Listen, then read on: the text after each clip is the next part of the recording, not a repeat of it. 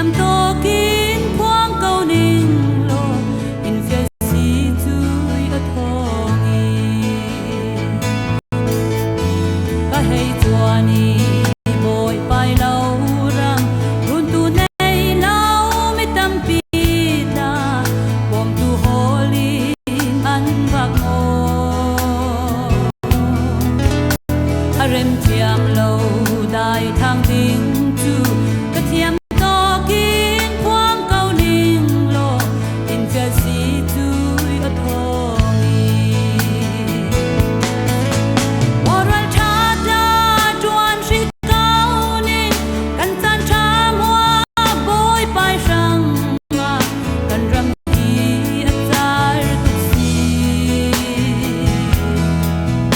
Eliza bang rua câu thấy tu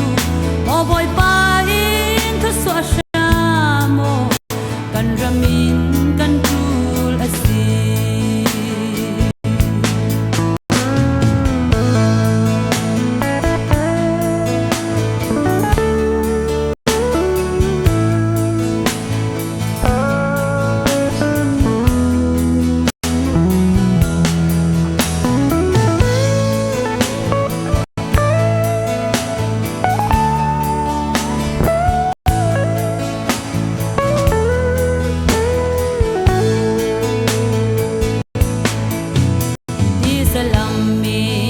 khir chun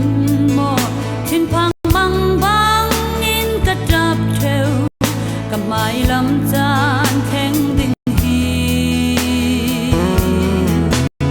man se in fial si tharawin ar sat nang chu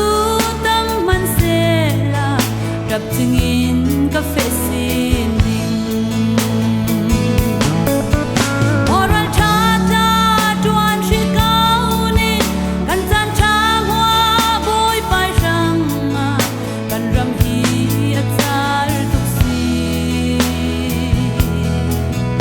Eliza bang